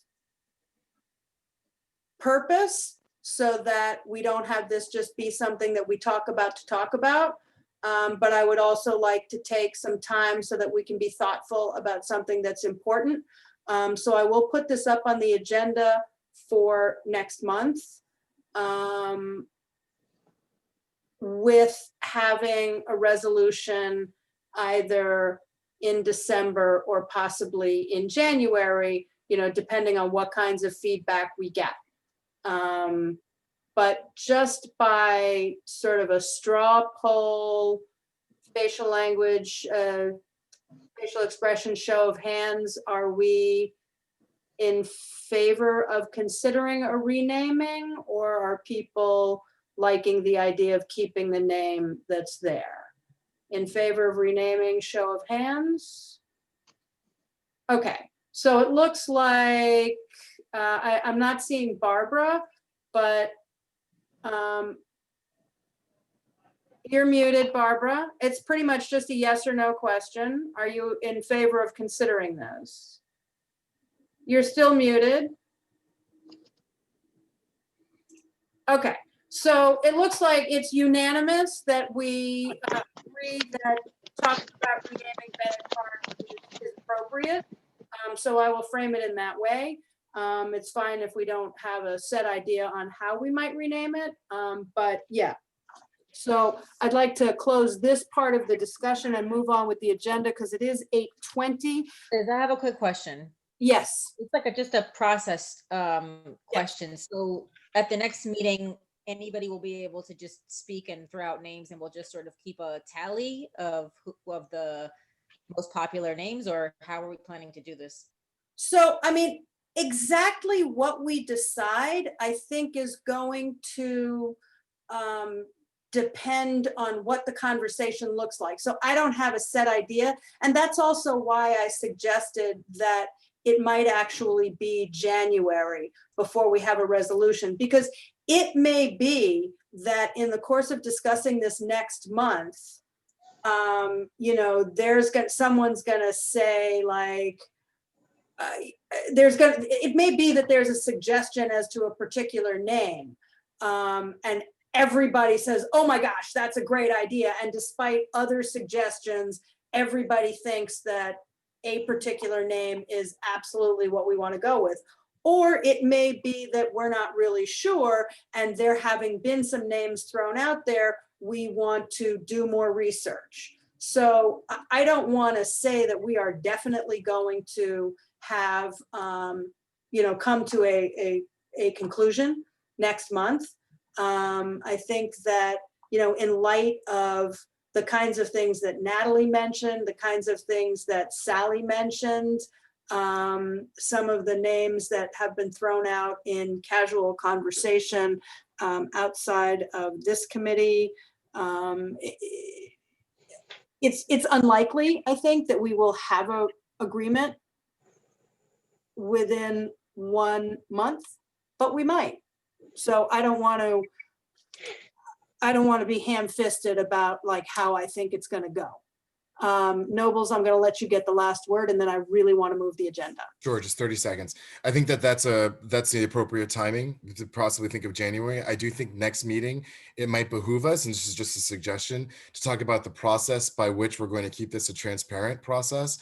So if it's something where it's like it's crowdsourced, maybe we talk about the process more than individual names next meeting, might be a better lead. So that way we can roll out with the process and then get everything by December and then to the January. Just my suggestion. But yeah, I think January is a great timing, but if we need to take it to February too, this is a very important thing. So. Yeah. And in that spirit, I think it's also appropriate, although we can't have discussion on email, we absolutely can talk amongst ourselves about names that are on our minds so that we can think about them and have conversations, have a more focused conversation next month. I mean, to that end, Daryl did throw out, when we first mentioned this, and Jennifer said that there was a commission and that anybody's feedback is welcome for consideration. Daryl did throw out some suggestions that were on his mind, including Colonel McGaw, Arlene Cuevas Stringer, Ruth Westheimer, who of course we can't consider because she's still very much alive. Charles Paterno, there are any number of possibilities. So with that in mind, I like that your further suggestion there, Nobles, that makes a lot of sense to me. So moving the agenda, In terms of the Lenape Street co-naming, I'm just gonna pull that off of the agenda altogether because other than to say that Luis Ramos had some background noise there, I think it's Steve, sorry. Luis Ramos has started circulating a petition on the street co-naming for the Lenape, but he hasn't,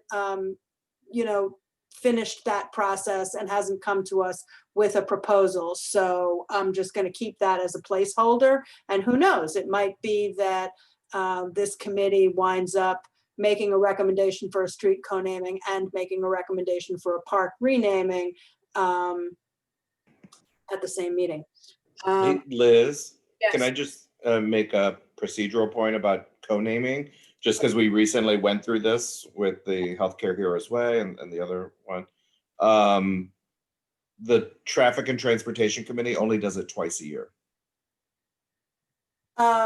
October was one, and then I forget, I think it's April, I forget. For some reason, I don't know. That's So weirdly, the city council's street co-namings, yeah, they do it twice a year. They do it actually at the stated meeting, I think it's June and December, but they want to have things submitted in April and October because there's a 60-day lead time. So yes, we have probably missed the boat for the next co-naming. So not a hurry, we'll catch it for the next one. But I do want to keep that conversation alive. Next up, we have, I'm actually going to let Jennifer have the last word on the agenda because since it's already 8:26, I'm going to bump the Inwood rezoning, EDC, POA commitments. I confess I did not do my homework in preparing that well for you, and we're getting a little late in the evening, so I'm gonna move that to next month. Jennifer, if you can give us your report, and also just note that we had a couple of questions in the chat. From Jerry Culligan about DOT's commitment for lighting at Rocky's Run needing to be pushed. And somebody had a question about lights in Fort Tryon Park.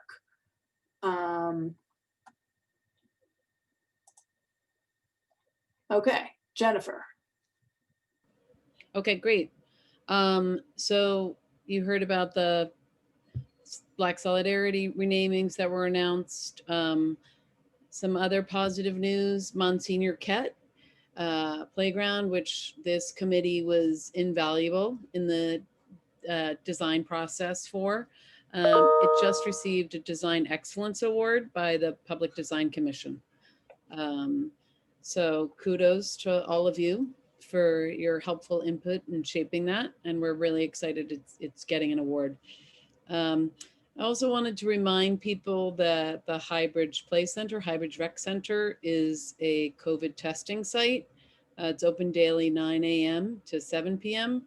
The levels of COVID uptown, or the levels of positivity at least, have gone up. So it's never a bad idea to be tested. And that is walk-in at 172nd and Amsterdam Avenue.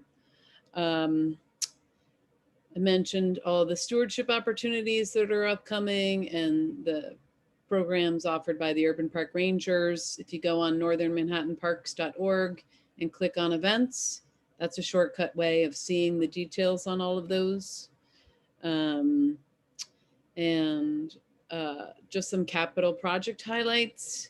The Adventure Playground in Highbridge is phenomenal. I got to take another site tour with the contractor last week. It's going to be world class. It's going to be such a destination playground. It's fabulous. I'm really excited, and hopefully we're hoping we'll be able to get that open up soon. It's got play equipment for all ages, a water feature that's based on sort of the logo of the Old Croton Aqueduct water system. Beautiful design, really, really high end. It's gorgeous, and it's going to serve a lot of kids.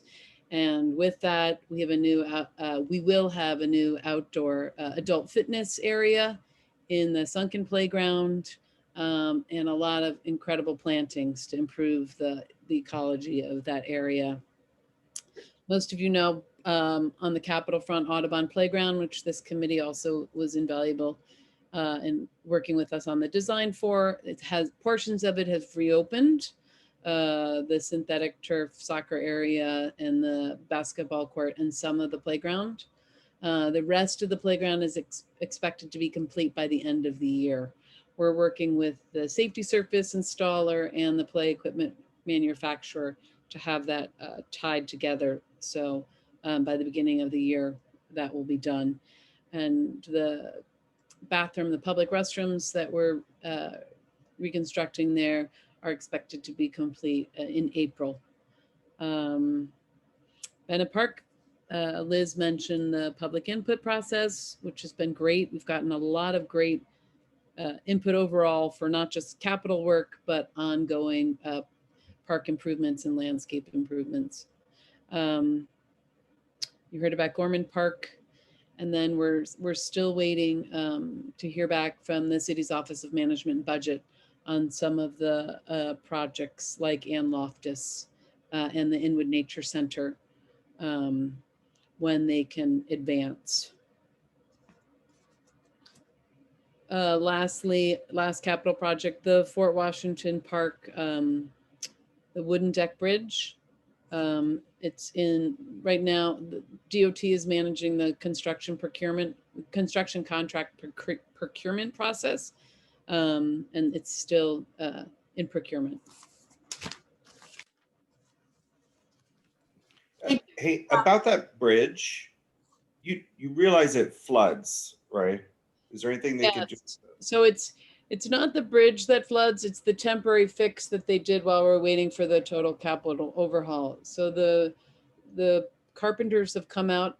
My counterpart, John Harold, is the administrator for that area, and he's brought the carpenters out. They were going to try to see if there's enough stability there to put like weep holes in it. And that the last I heard, that was going to advance to alleviate the flooding. Yeah, it's almost like a foot of water. Yeah. Yeah. Jennifer, we've got a couple of questions in the chat here. Oh, the lighting at Fort Tryon was one. There's the lighting in Fort Tryon. It's the lighting at Rocky's Dog Run. And then Dave Tom has a couple of questions. One about the Amber Charter School. Have they had any conversation with parks about their daily use for parks? And Steve, there's a lot of background noise, so I'm just going to keep you muted unless you're actually asking a question or answering one. And then Dave also had a question about the Hudson. Yeah, let me just answer the one about the Rocky Run. I'm working on that with DOT. Thank you. In terms of the lights at Fort Tryon, this is an issue that's been going on, I believe, since mid-August. The Department of Transportation, which maintains all in-park lighting and all street lighting, is aware. Their contractors have been mobilized. They've been working in the park actively. The question is, obviously, it's not an easy fix. We've had problems with that northern area before. So I've reached out in response to Catherine's question. I've reached out to the DOT Borough Commissioner's office again for an update. And when I get it, Liz, I'll send it to the committee. Thank you. And when I get that from Jennifer, obviously, Catherine, I will pass that on to you. Jerry, I see you're still on the call, so I hope that answered your question. And has Amber Daily use, the Amber Charter School, we have not been approached by them as of yet. No, Dave. And then there was also, he had a question about the Hudson has been closed for the season to the public, but remains open for private events. This is not what the 2009 concession agreement says. I'm not sure that's actually correct, Dave. I I think what we'd probably do is go back to what the court stipulation was, because that, while it obviously sort of understands the 2009 concession agreement, I do believe the judge made some further stipulations. But I can find out from the revenue division. I will say, Dave, in answer to your question, I'm just trying to see if he's still on. Yes, he's still on, so you can hear this. The last conversation that I had with the revenue division, it was not actually particular to the Hudson, although they did come up, but apropos of COVID and having private events and having events, the revenue division and Parks Department decided that events can be had. They are capped at a particular number, and as part of the permitting, the applicant has to provide a safety plan to make sure that the event is COVID safe, and that applies to the Hudson and to every other concession. So that wasn't particular to the Hudson, but it does apply to the Hudson. So hopefully that answers your question. Daryl, I do just want to give you a heads up that Jennifer always sends us a written report. So if you did not catch every word. Oh, no, I was planning on that. That is something for which Alexis Nobles, Welcome to my life. Always. So with that, I'd like to actually circle back to earlier in the agenda when we had updates on various cultural events and parks organizations, and Alexis was having some audio issues and then had some difficulty back because accidentally kicked her out of the meeting altogether. So Alexis, you want to give belatedly your report now that you're back to live action. Oh, where are you, Alexis? Did you hear Washington Heights Dance Project and Internal Creations, correct? Yes, we did get that.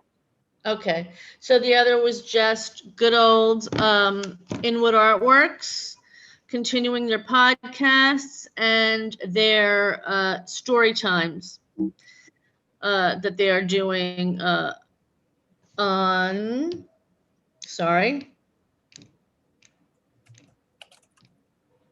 Where'd it go? I'll send it to Daryl and he can put it in the notes because it's not coming up right now for me. Okay. I do have a question. Yes. In terms of the sunken garden in Roger Morris Park around Morris Jamel Mansion, it needs a great deal of TLC, and I don't know where that is on the priority of parks, and I thought maybe Jennifer, you could just give me a little insight into that. Sure. Traditionally, the sunken garden has been maintained by the mansion. Because it's part of sort of their agreement with the Parks Department. We've taken it on, and while the park and the mansion were closed, did some upkeep of it. And then right before the park reopened for daily use, we did some interventions there, but we'll probably be working with the mansion to come up with, how do we respect the spirit of the agreement and the spirit of the original design, and balance that with what we can actually sustain. I mean, I know there's many volunteers in the neighborhood who are willing to donate and help to get that back to the beauty. We used to have our monthly volunteer days in the park. We haven't been able to staff that since the park has reopened October 1st. But that's something we'll absolutely look to revisit come spring. And also the roses are a mess, and those are historic roses. So we, Yeah, the, Unfortunately, like everyone, I don't know if you I know. know, but So I'm saying we this did on what we can. behalf of my neighborhood and my community. Absolutely, yes. But Thank we you. will continue to work there weekly, and then the plan is to resuscitate the monthly volunteer days in the spring when we've regrouped and we have a better sense of where we're at, both staffing wise and resources. And we are, Oh, sorry. I lost you. forget it. Thank you. Okay, thank you. No, I'm just saying we want to, the community is willing to donate monies and time.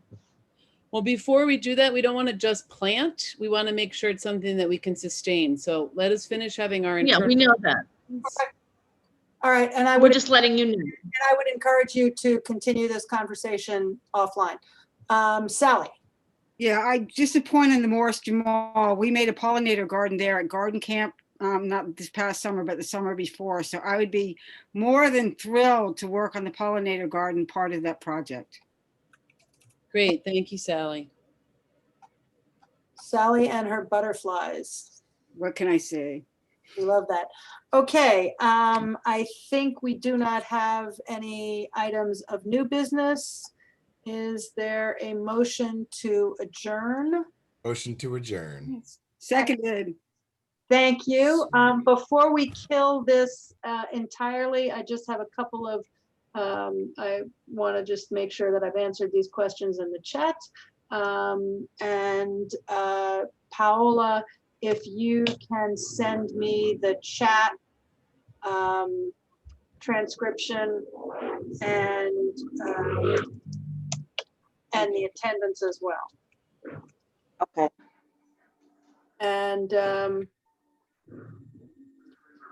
oh, and Megan, for people who aren't, for committee panelists who aren't following the chat, Megan Burns from the Morris Jamel said, thank you for your question, Alexis. I would welcome a conversation with you, Jennifer, Sally, and the neighborhood volunteers about restoring and maintaining the gardens.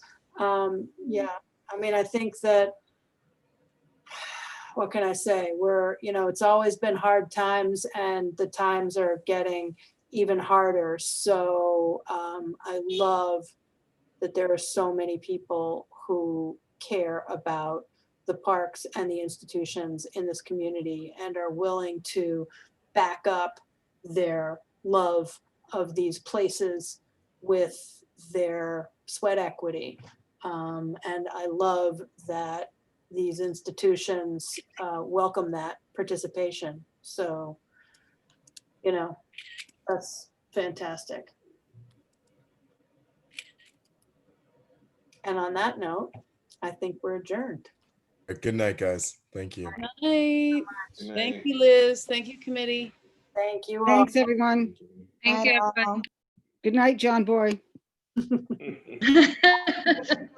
Good night, everybody. Good night, Gracie. Good night, Grace.